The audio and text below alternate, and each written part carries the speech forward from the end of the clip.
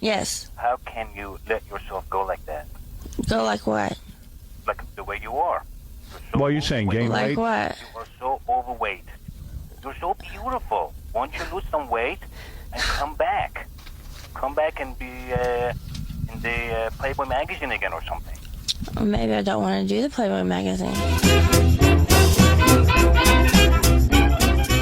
Gals, non-binary pals, welcome back to the channel and thank you so much for clicking on today's video. Today we have a little bit of a 2-for-1, as this is going to obviously be a YouTube video and an episode of my podcast, Nice Ladies. So if you're listening on Spotify or Apple, there is a video element to this. So if you want to check both those out, one of those out, whatever you want to do. And also, this is a different subject to what I normally do, but I've been wanting to do this video for a while, as I've seen, these videos on Amanda Bynes and Britney Spears and many other kind of maligned women of the 90s and early 2000s. And I think personally that no one went through more than the subject of today's video, which is Miss Nicole Smith, also known as Vicky Lynn Hogan, also known as Nikki Hart. So today's video is going to be broken up into 5 parts, obviously still all in the same video, but part 1 is kind of before she was famous, her life from when she was born in 1967 up until about 92 through 94 is part 2, where she kind of, makes her first big break. And then 95 to 2002 is her spiral, and when she goes through some really difficult things, her court case, this time period where a lot of the bad stuff happens. And then 2002 to 2006 is her second stab at fame, her re-explosion onto the scene. And about midway through this point, she does go through a rise again. And part 5 will be the end of her life, legacy, etc. So I'll put the chapters down below too. And there are some clips in here. I wanted to give a shout out to the YouTuber Nicole Smith. Most of the videos I got from them. So I will link all of the full segments in the description box, because obviously YouTube copyright claims, all those things, I can only put in tiny little snippets. So make sure to check those out on Nicole Smith's channel. So without further ado, let's get on to part 1 of the Nicole Smith story. And this just covers her beginnings. I'm from a really small town. I have a really big family, but we grew up poor. I grew up on pinto beans and potatoes. He came to Houston first to meet me, and he told me there's no promises, I guarantee you nothing. I just wanted to meet you. Then he took me to the gallery and bought me some Guess clothes, because I didn't know what Guess was. So Nicole Smith, who then was born as Vicky Lynn Hogan, and she was born in Houston, Texas on November 28th, 1967. And it's very difficult to find out about Nicole Smith's childhood, because people have always quoted her as lying a lot, and her mother has done interviews saying that Anna, she confronted Anna about these lies. And Anna said, when you're in this industry, you have to have a story, And when people are saying these things, I'm making money off them basically telling my story. But then again, maybe some of it is true, because they're not very flattering towards her mother. But logic seems to fall somewhere in, there's there's 3 sides to every story. One person's opinion on what happened, the other person's opinion on what happened, and the truth is somewhere in the middle. So that's probably what we're looking at here. So Anna was born, she never really had any relationship with her father outside of the first year of her life. Her father is actually a convicted R word that I can't say on YouTube. And her mum was a sheriff's deputy. So Anna had 4 half siblings born after her. And when she was in the early years of high school, she went to Mejia, Texas, which is a very, very, very small town. And they didn't have bowling alleys or cinemas, nothing. So Anna did 9th grade and the beginning of 10th grade there while living with her aunt and her cousin. And her cousin has come out and said, you know, my mom, Anna's aunt, is not a very maternal figure, and Anna was kind of allowed to do what she wanted. And during the 10th grade, she got into a fight with a boy. Anna telling the story, the boy punched her in the face, she got expelled. It all got straightened out. She could have gone back to school, but she decided to drop out at that stage. And she was 15 years old, so she dropped out in the 10th grade. And this is when she went and got her first job working at Jim's Crispy Fried Chicken. So when you look back at pictures of Anna during this stage, you know, she has definitely not the person that you're thinking of and picturing in your head as Anna Nicole Smith. She had brown hair and, you know, she's quite a tall woman. She's 5'11", very flat chested. She very much grew into her looks. And when she started working at Jim's Crispy Fried Chicken, she was a waitress and then she was the fry cook for a while. So Anna ended up marrying one of the other fry cooks at Jim's Crispy Fried Chicken. And just like her mother at 16, she had her son Daniel at 16. And she ended up getting married to the father. They didn't stay together very long. This was in 1986. And about midway through 1986, she takes her very young son and she leaves Billy Wayne Smith, her husband, and goes back to Houston. And she begins to support herself with jobs at places like Walmart. And she realizes, you know, this is not the sort of life that I want to give my son. I want to make better money. And because she had dropped out of school in the 10th grade, the only way she saw being able to do this would be stripping. So Anna begins working in a series of gentleman bars, and she's not very good, you know, she's very flat chested, so she can only get on the day shift. And you know, the night shift is where you make the money. So she begins saving up for breast implants. And at one stage, her mother is even coming into the bars as a sheriff's deputy and telling the managers, you know, I will come in here and make a ruckus if you have my daughter on the stage. But Anna was persistent and just kept going back. And, you know, her mother can only do so much at this stage when she's an adult as well. So Anna eventually scrimps and saves, and she gets the $14,000 to pay for her breast implants, and this basically changes her life. You know, she is able to make more money, she's able to get the better shifts, and during one of these shifts she is dancing and a gentleman is wheeled in a wheelchair. He's in his 80s. And this gentleman ends up being J. Howard Marshall, who is a businessman, an attorney, an oil tycoon, and reports vary on his net worth, but most people are confident it lies somewhere north of $500 million to $1 billion. So he is loaded. And Mr. Marshall's limo driver has taken him into the club to try and cheer him up a bit because he's going through a very depressed period because his wife of 30 years has just died of Alzheimer's. And also he had a mistress for 10 years who he's just one of those men who his love language is buying gifts, it seems, because he had a mistress who that was their relationship. They were never like sexually intimate, but he just loved showering her with gifts and cars and champagne and holidays. And she ended up going for a facelift and she died on the table. And so he lost his wife and his mistress in like one foul swoop. And he comes into this club, you know, he sees Anna Nicole, who's 19 at this stage, and within a week he asks her to marry him, and Anna says no, she wants to make it on her own. But throughout this stage now, J. Howard Marshall tells her, you never have to work again, like, I want to look after you and your son forever.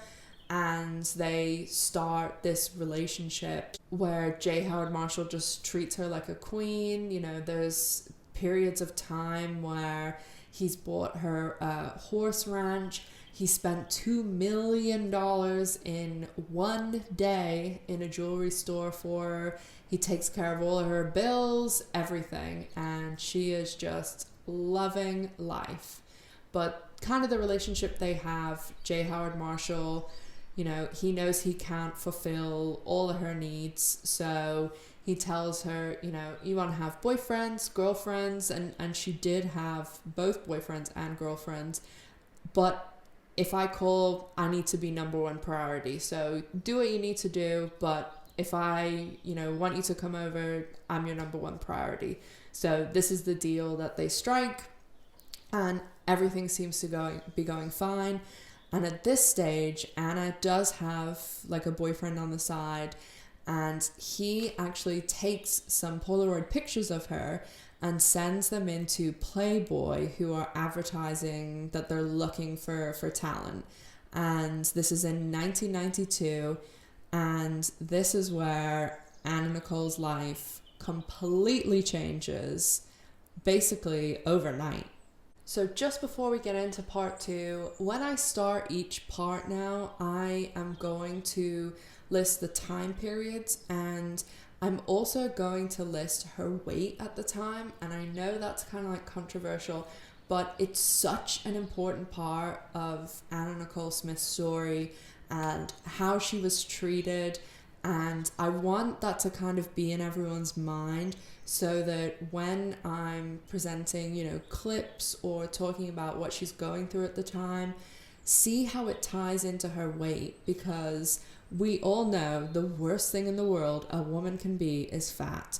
And that's one of the reasons that I think a lot of women really identify with Anna Nicole Smith, because most women struggle with weight, whether they have insane struggles. Like, I very much identify with her this way. I've lost 250 pounds in the past year and a half, and there's been times that I've been a size 8 and there's been times that I've been a size 30. So it's just, but I think with Anna Nicole, it's really interesting how she either has, you know, all the value in the world when she's thin and, you know, that sort of stereotypical bombshell figure, and the way people treat her like dirt when she's overweight. So it's just, and it is very hard to keep track of, because there are several time periods where she puts on weight, loses a lot of weight, and it's very drastic. So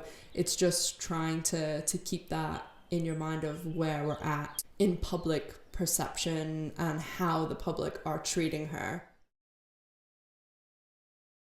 Get started. Now I'm the guest girl. Those famous Guest Girls was a little-known model from Texas, ANNA. Anna Nicole Smith. And today she's remembered as the ultimate example of how guests can make you an overnight success. I was just real excited. I mean, I looked so neat when they put all that makeup and the hair, and when it was all put together, it was just wow. On to part 2. In February 1992, Anna has been, you know, split up or separated from her first husband for 6 years now, but she finally files for divorce. And in March, the very next month of 1992, she appears in Playboy. And nearly immediately, like, Anna's on the cover, and with the Playboy magazine, she's immediately seen by guests. So it really was like overnight stardom. And some of the interviews she's done, she said the photos were sent into Playboy, you know, a little bit of time went by, but they called me, and 2 days later I was in Hollywood. So it was an overnight thing. And keep in mind that this time she's still with J. Howard Marshall. and people don't really know about it. You know, models always have this very mystique thing of wanting to appear single, because then I guess people think that, you know, they could possibly date them. But everybody's keeping very quiet about this J. Howard Marshall relationship, and they seem very happy with the way their relationship is, and it works for them. So by November 1992, still in the same year, Anna signs with Guess to be the new Guess jeans girl. And this is a really big thing. Like, people don't give her the recognition that she deserves sometimes about how difficult it was to break into modeling just in general. But also, 1990s were the time of this very, very skinny Claudia Schiffer, Kate Moss sort of look, and Anna just was completely different. And at one stage they were debating in like Norway and Denmark, some European countries, whether it was lawful to have Anna on these billboards, because it was so distracting, because she was so beautiful. So whenever she signs on with Guess Jeans, that is when she becomes Anna Nicole Smith, and she drops, you know, Vicky and Nikki, the other names that she's used. For the rest of her life, she's known as Anna Nicole. So in May 1993, she appears on Playboy again, and she is Playmate of the Year. So in basically 1 year, she has become Playmate of the Year. She's the new Guess jeans girl. She's signed a contract for 3 years, and the first 2 years of Guess money is $22 million. So she's making a hell of a lot of money, and she's also not paying any of her bills at this stage, because J. Howard Marshall is paying for everything. And most people agree on the fact that she was running bills of just like keeping the lights on, and month to month bills, she was, you know, paying somewhere north of $100,000 every single month. Well, J. Howard Marshall was. And she would just go, and, you know, this money was play money, and jewelry and Manolo Blahniks and Louboutins and things like that. Like, there's an interview with her mother, and she talks about going and buying these pair of Louboutins, which, you know, the red bottoms, everybody knows, are super expensive. And the mom said to her, like, why don't you just go to pay less? Like, how will they know? And Anna's like, rich people always know, so I have to keep up with them. So this is just the 2 years where everything goes Anna Nicole's way. You know, she seems really happy. When she goes on interviews and things, like, she is shy and nervous, and not the type of interviews that we see later on down the road. And she also, you know, is still making all this money. She's on magazine covers. She's everywhere. Like, Anna Nicole Smith is used as a synonym for beautiful woman. But in February 1994, Anna Nicole accidentally overdoses when she's staying in a hotel. So she overdoses on prescription pills and alcohol at the Beverly Hills Hotel. You know, they call in the ambulance, and she's hospitalized for 3 days. It gets out, the press, and all of a sudden, all her work dries up. She's not getting called anymore. She's not getting booked anymore. And at this stage, this is after, you know, 2 years of constantly being asked by J. Howard Marshall to marry her. This is when Anna Nicole decides to marry J. Howard Marshall. And this is the beginning of the spiral, the beginning of the public turning against her, and the beginning of her becoming a joke, basically. So in June 1994, she marries J. Howard Marshall. He is 89 years old, and she is 26. So this will move us into part 3. Your wedding bands, Anna Nicole. I can't take my wedding band off. Anna Nicole wears her wedding ring and one other. It's my husband's wedding band. I'm not ready to take it off. Her late husband was 90-year-old Texas millionaire J. Howard Marshall. There was a controversial funeral and a controversial court fight over his remains. Can't talk to you about that, Steve. You know better. So a few months after they're married in January 1995, J. Howard Marshall becomes really, really ill and he's actually hospitalized. So he signs over his power of attorney to his son, Pierce, who becomes who Anna has this battle with throughout basically both of the rest of their lives. And her time is also limited. So Pierce, the son, this is when J. Howard Marshall is still alive in the hospital, but he's not very coherent, and Anna is only allowed to come in for half an hour every day, and after that half an hour is done, the bodyguard takes her out, and also he starts cutting her off financially from everything. And this is when, you know, her $100,000 a month bills were being paid, and Pierce just shuts that all down. So because she's been cut off, the legal battle actually starts even before J. Howard Marshall dies, because Anna is saying, you've cut off my spousal support. So Pierce and Anna are fighting, and then in August of 1995, J. Howard Marshall sadly dies in hospital, and the case is unresolved. So then the battle begins for the billion-dollar fortune, and also J. Howard Marshall owns 16% of Coke. So that is currently, I think it's the second largest private company in the US. So it's worth an absolute fortune, and controlling whether, you know, the two Koch brothers were deciding whether to take the company public or not. So whomever had the 16% would have a big say in that. Starting in about 1996, Anna has been on the court TV, people saying that she's significantly heavier and she's been putting on weight. And in the court case, sometimes she seems very out of it, and the jury comes out afterwards and said sometimes it would seem as though she wouldn't even know where she is or who she's talking to. She'd forget like people's names or forget what the questioning was, and she just really seemed all over the place.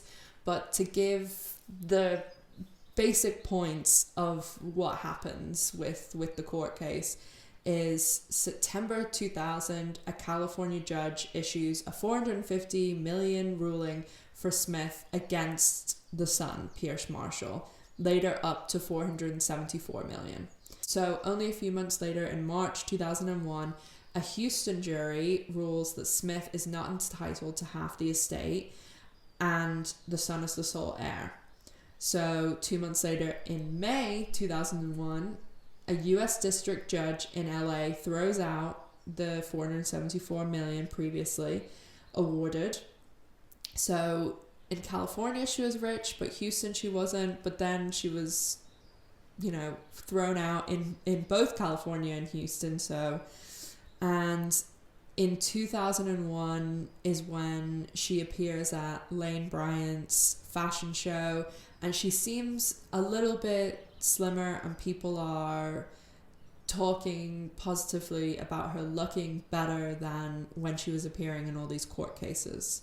So in March 2002, the US District Court awards Smith $88 million of J. Howard Marshall's oil fortune, concluding that Smith deserves half the investment income Marshall earned during their marriage, plus $44 million in punitive damages resulting on Pierce's attempts to cut her off. So that's where we end in 2002. Part 3 is just basically back and forth from the court case, and Anna doesn't really do any modeling or any contracts, doesn't appear in magazines.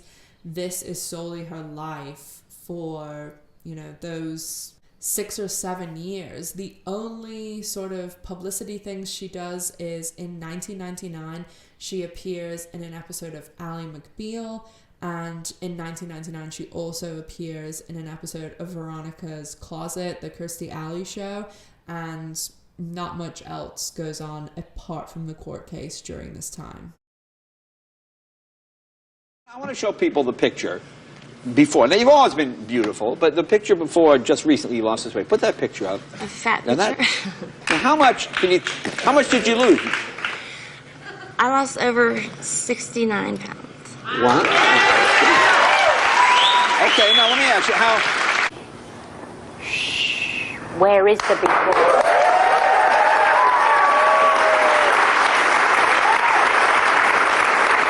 How about that? So part 4, moving into 2002 a bit more, and at this stage the court case is all still tied up. Anna has seen no money whatsoever, and all of her money is basically gone.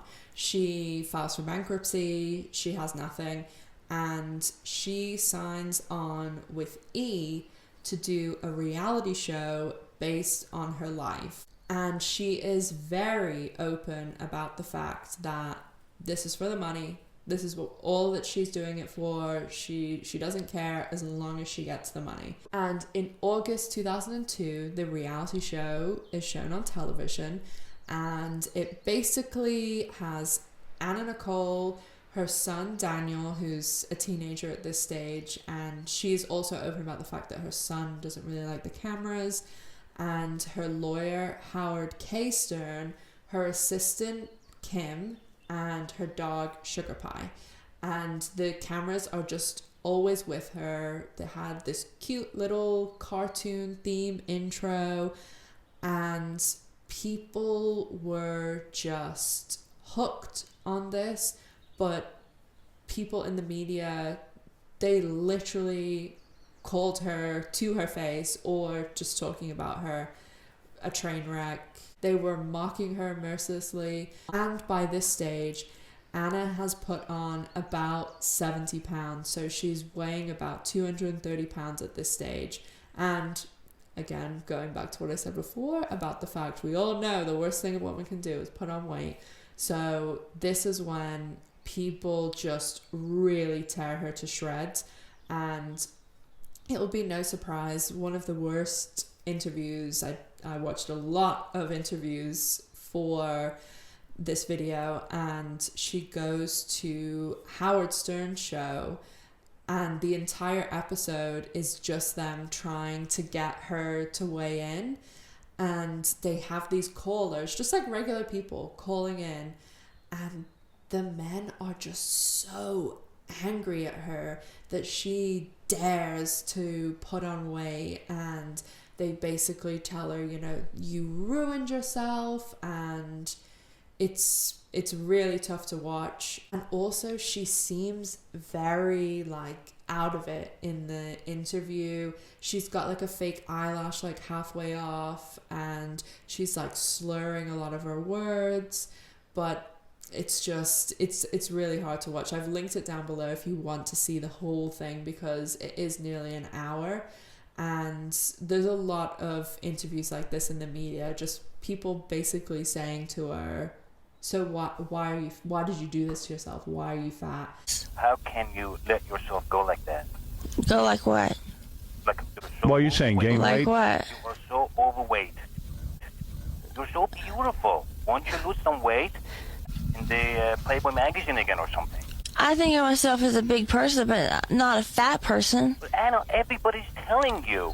I mean, I don't have rolls in my stomach. Yes, you do. and I do not. You do. Don't get offended. Where? With the E cameras around all the time, she's just, you know, really slurring words constantly, just doesn't seem to know what's happening a lot of the time. And maybe some of it is an act, but some of it certainly seems real. So this continues over the next few years, and she is appearing in the show, and it actually beats the Osbournes at one stage for a premiere. Like, it's very, very popular. Everyone's watching it. And then right between the seasons of the show, in 2003, end of 2003, beginning of 2004, right when the show ends, for those 6 months afterwards, she kind of disappears, and no one sees her. She stays out of the limelight, and then she comes back.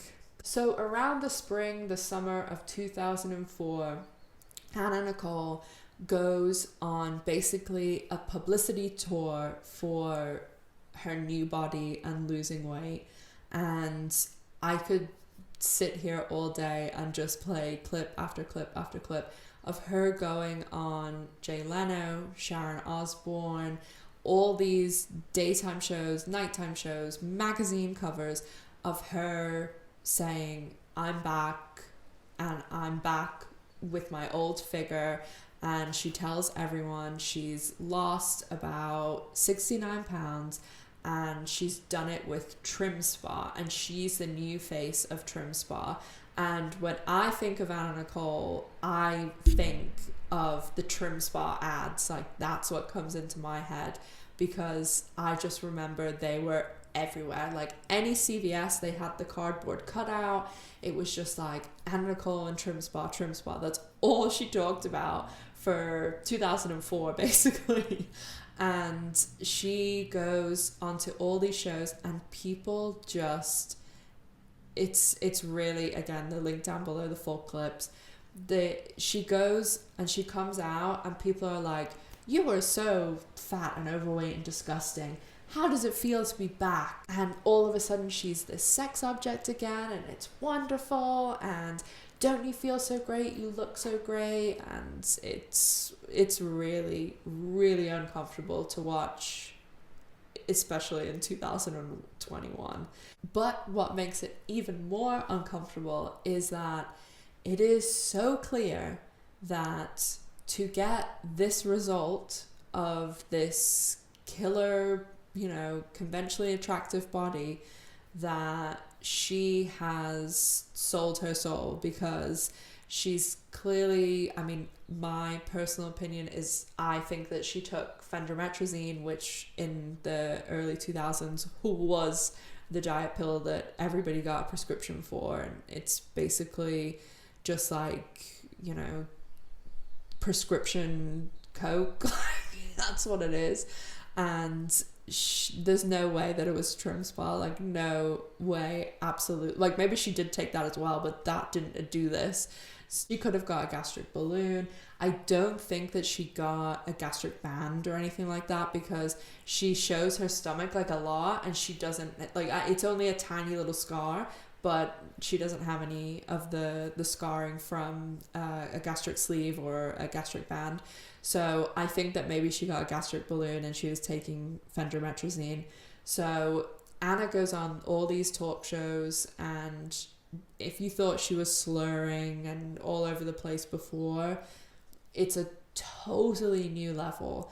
And because she's beautiful and thin and everything now, no one cares what her mental state is. Like, no one cares, because it doesn't matter how she got here, it matters that she got here. And the worst appearance that I've seen is when she goes to the Billboard Awards. When she comes out, I want you to, well, you'll see when I play the clip of the slurring and stuff, but also listen to the crowd's reaction. Like, listen to the crowd cheering when it is so clear this woman is having a meltdown.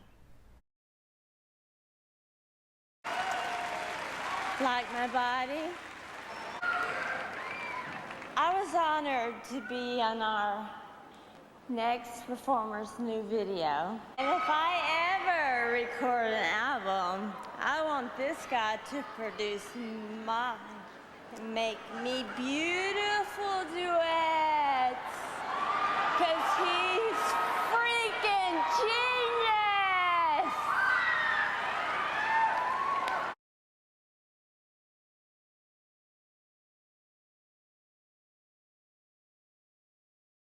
So things like this, basically, this is the rest of her life. This is what goes on for the rest of her life. She has gotten back to this body, and she talks a lot about how she's actually slimmer than when she was a guest girl.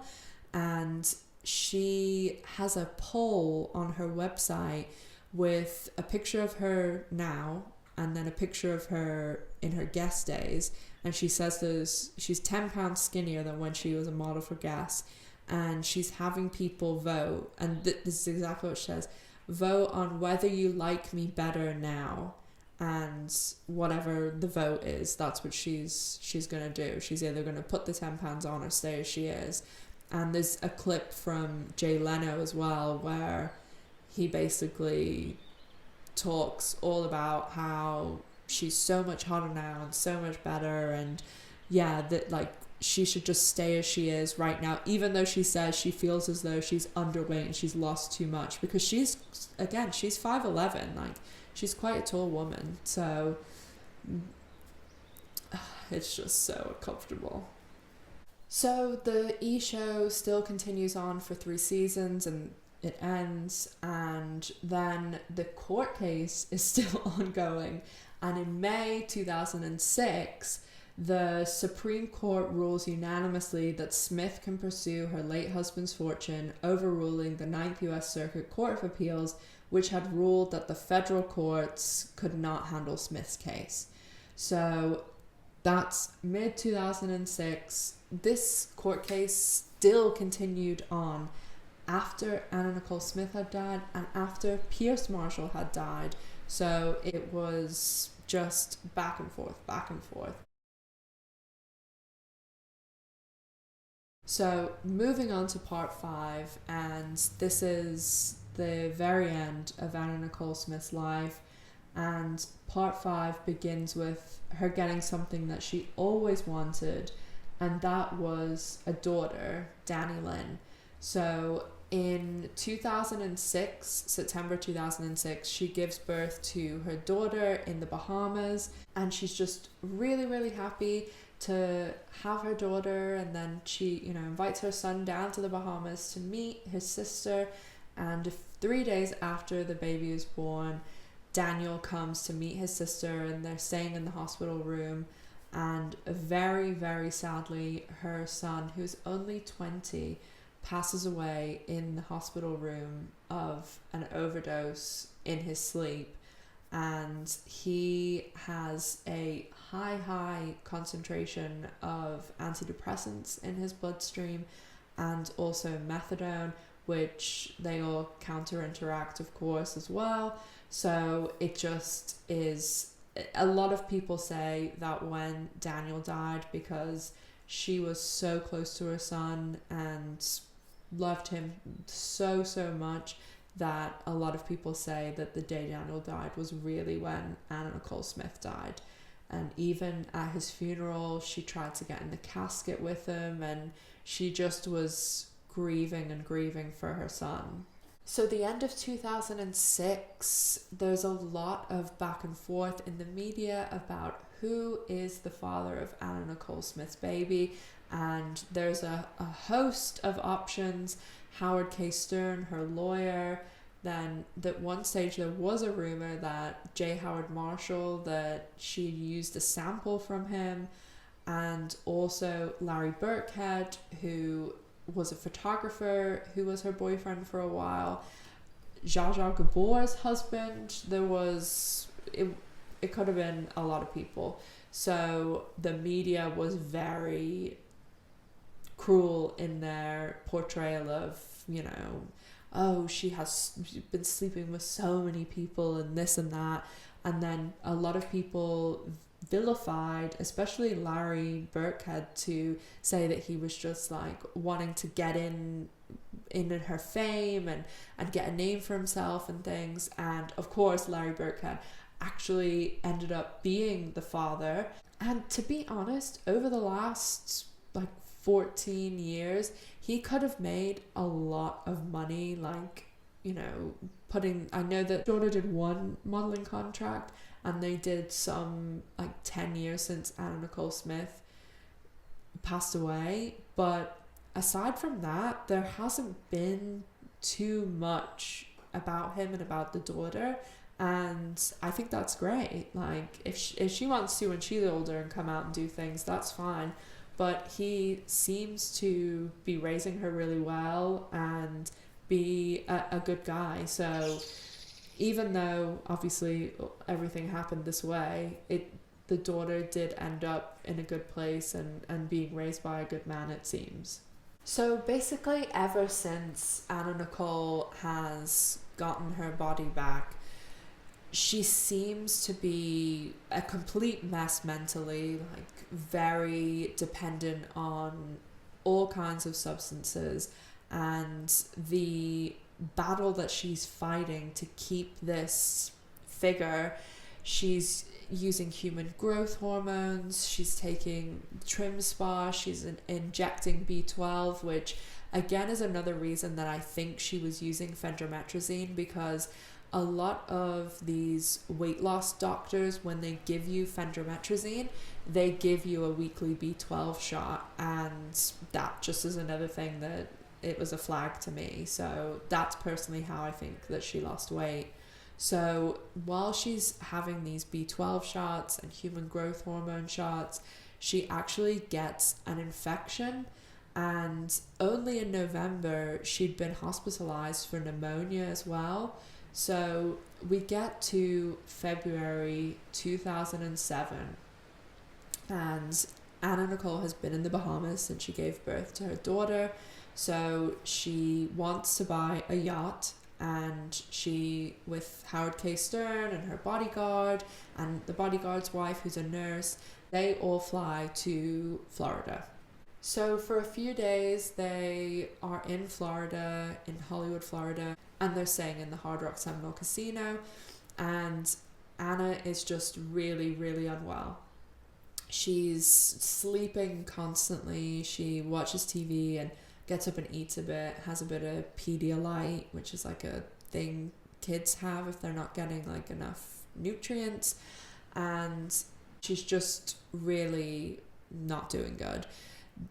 We know now that she had a serious infection from her injecting of human growth hormone, and she is mostly sleeping the entire time.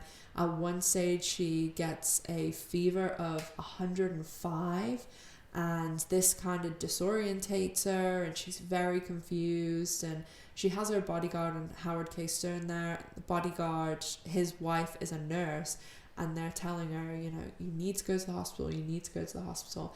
But she keeps saying, I don't want to go because I don't want them selling stories about me or the paparazzi taking pictures of me looking bad. So she says, I'll be fine. I will stay here and just rest up and keep doing what I'm doing.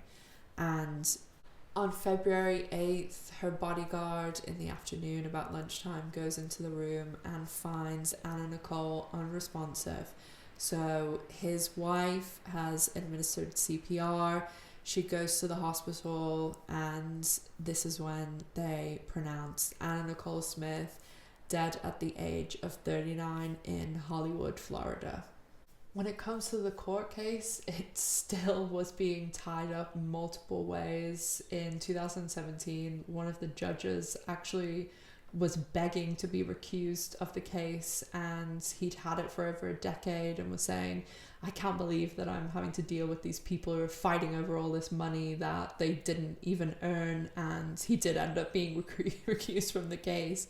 But I could definitely go into a lot more detail in each section of this. If anyone would like to see something like that, let me know in the comment section, especially the part where Anna Nicole's comeback and how she was treated just by the media.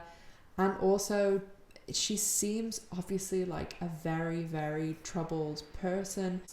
I mean, some people will see her as a complete gold digger and manipulator, and some people will see her as a woman who had severe mental health issues, and at the end of the day just seemed to want to be loved.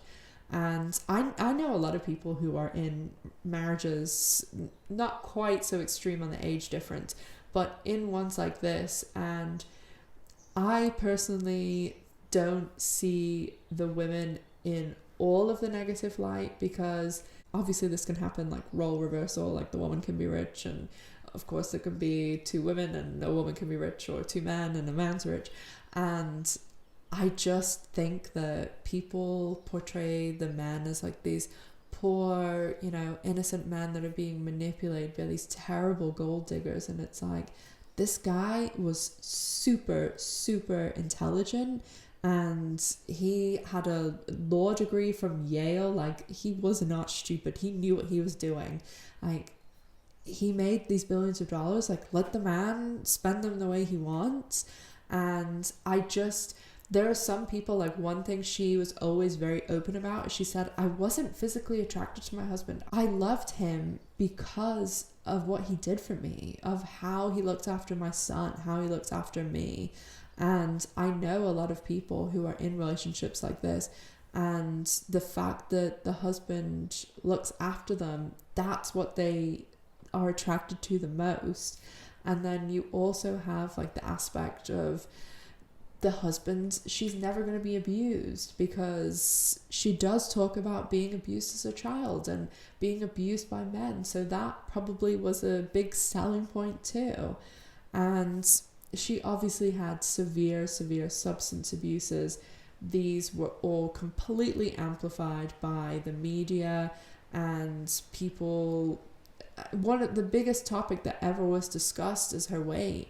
And she was only worth something when she was thin and beautiful. And I think she knew that from a very young age. Like, way back when she was saving for those breast implants, she knew that her body and her sexuality was the only currency she had. And when she lost that ability to use her body for getting money or getting magazine spreads or whatever it is a horrible feeling, because I have been way upward on the scales, and you do feel invisible as a woman when you are pretty overweight.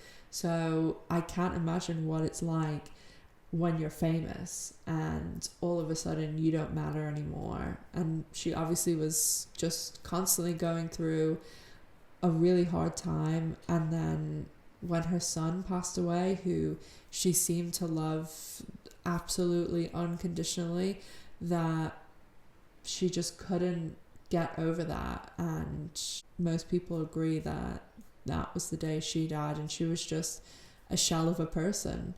I really recommend watching the full clips below, and I think someday soon we'll probably see some sort of Netflix, Hulu documentary on the real Anna Nicole Smith story.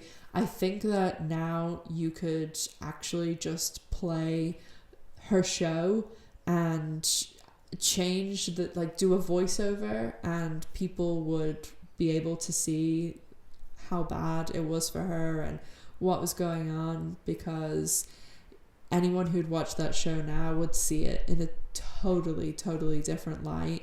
And hopefully people will think, why is no one helping this woman? So I hope that, it's hard to say, I hope you enjoyed this video, but I hope that you enjoyed knowing a bit more about Anna Nicole Smith and her story, her life. If you did enjoy it, please give it a like. And if you enjoyed this and you'd like to see more like this, please subscribe to the channel. I'm doing the Nice Ladies podcast, and we've already done Britney Spears, Elizabeth Holmes, now Anna Nicole Smith, and I'm going in a royal direction for the next episode, so look out for that. It's on Apple and Spotify as well. If you want to keep up with everything child related, make sure to also follow me on social media. And just thank you so much for watching. If you really did enjoy it, also share the video and let me know your thoughts about Anna Nicole Smith down in the comment section. So thank you so much for watching, guys. Make sure to take care, stay safe, and I'll see you in the next one. Bye.